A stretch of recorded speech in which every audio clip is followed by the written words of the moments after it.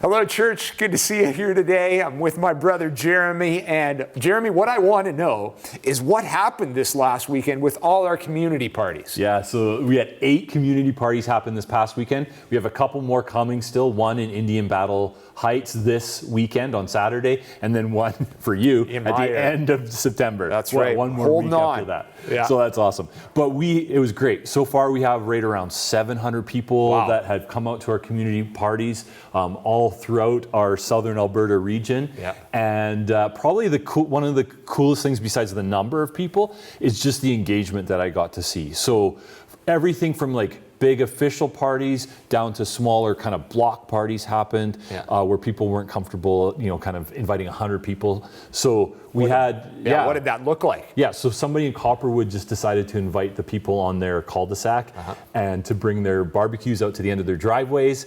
So everybody was on their own yard and have a big cookout together. And I think they had around 25 people come out and just some conversations and things that happened out of that.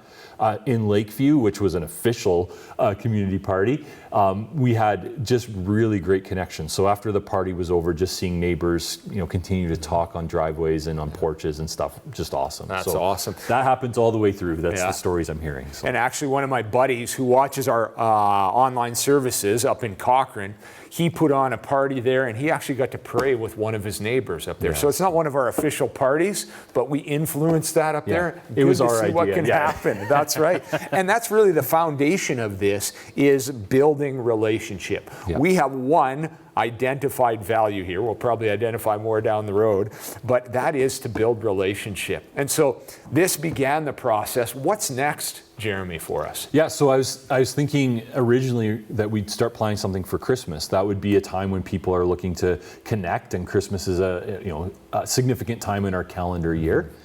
But then all of a sudden, I don't know why, it just hit me, Halloween. What's going to happen with Halloween and COVID? And what is our city going to say about, can we go door to door and all those types of things? So this may be a significant opportunity for us to serve. Because the idea just came to me, I have no details. But start thinking about it. How can you serve your community in this time? Right on. Yeah, that's good. I look forward to seeing what God brings to mind here and getting us prepped up about that. Yeah, that's awesome. Mm-hmm. And that's what's next in community parties. But what's next in the church services and things? So our focus up till this point, and through the summer, and this has been on out. But now we want to also strengthen what is going on in here too. And so we are going to expand our service offerings. And instead of having our one service on site at 9 o'clock, we are going to expand to 4. And so what's that going to look like? We're going to have 3 services at 10 o'clock in different areas of our building and 1 church at 6. Okay? So we're going to resurrect that there. One of the services is going to be our family service, and that is going to be led by Mark Dick in the kids zone area. Another one of our services, Jer, is going to be? Traditions at 10 a.m. in the gym.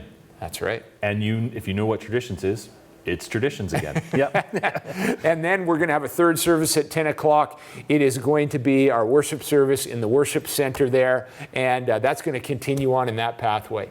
Yep. And then we're going to have church at 6 is coming back, and Luke Watson is going to be leading that, and we have some excitement about that. So why are we doing this? Why are we expanding our service offerings? Well, it comes back to that foundational value that we have of building relationships.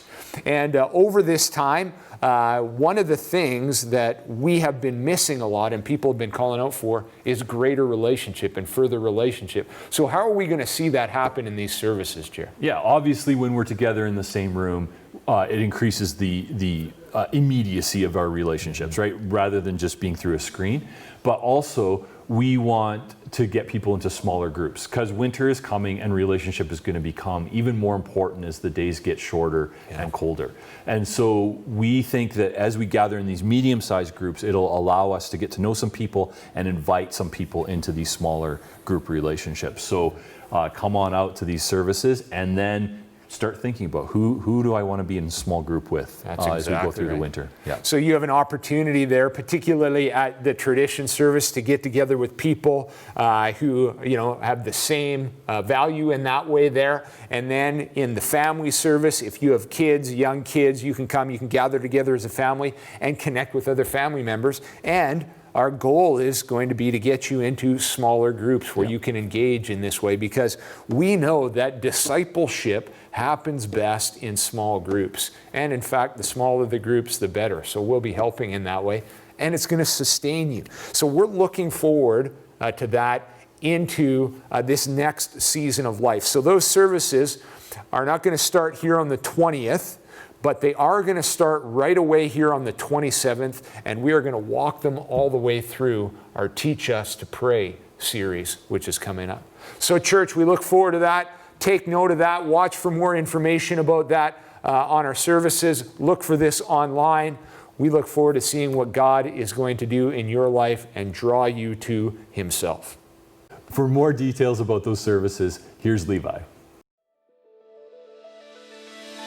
We are so excited to announce that as of September 27th, we will have 7 service options available for you to take part in.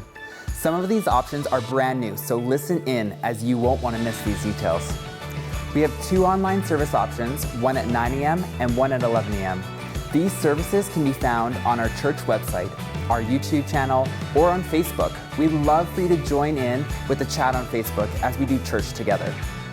We will now be offering 3 different in-person services at 10 a.m., a tradition service, a family worship service, and our worship center service. All of our in-person services have assigned seating and follow all the COVID-19 protocols. So please head over to efreelethbridge.ca to book your seat and to make yourself familiar with our current guidelines and restrictions. Our tradition service will be held in our facility gym, so we are asking that if you attend this service, that you would enter in the office doors. If you're attending the family worship service, this will be held in our Kids Zone Center. And so we ask that you use the back Kids Zone doors. And if you're attending our worship center service, please use our main entrance. We are also relaunching our Church at 6 in-person service. This will be held in our gym, and we are asking you book ahead and use the office entrance. Finally, I want to make you aware of our 7th service option, which is our online family worship experience. This service is designed specifically for our kids and includes music specifically designed for kids and a message by Matt and Rosie, our children's ministry team. We'd love for you to connect with one of these services. If you have any questions, you can contact the church office anytime. We'd love to have you at one of the services, so join us online or in person.